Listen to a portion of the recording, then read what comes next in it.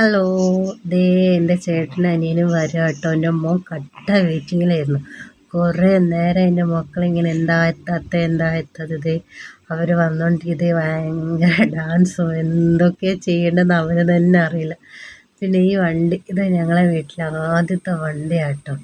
അപ്പം ഇവന് എന്താ പറയുക, നമ്മൾ ഫസ്റ്റിലതെന്നൊക്കെ പറയില്ല, എന്നാ മതി വേറെ എത്ര വണ്ടി വന്നാലും ഇവനെ ഞങ്ങൾ കൊടുക്കില്ല കേട്ടോ. അത്രയും ഞങ്ങൾക്ക് ഇഷ്ടപ്പെട്ടു. ഞങ്ങൾ ഐശ്വര്യമായി വണ്ടി കേട്ടോ. അപ്പോൾ അത് എൻ്റെ ചേട്ടനും അനിയനാണ്. ഇതാ ഫാൻസ് ഇട്ടത് എൻ്റെ ചേട്ടനും, മുണ്ടെടുത്തത് എൻ്റെ അനിയനാണ് കേട്ടോ. എനിക്ക് ഏട്ടനും അനിയനുള്ളൂ, വേറെ ആരുമില്ല. പിന്നെ അച്ഛനും അമ്മയുണ്ട്. അപ്പോൾ മറ്റേ ചേട്ടൻ്റെ മോനാണ്. എൻ്റെ മോന് ചെറുതിന് അവൻ്റെ ഏട്ടനും ഏച്ചിയും കഴിഞ്ഞാൽ പിന്നെ അവന് ഏറ്റവും ഇഷ്ടമായി ഇവനെ.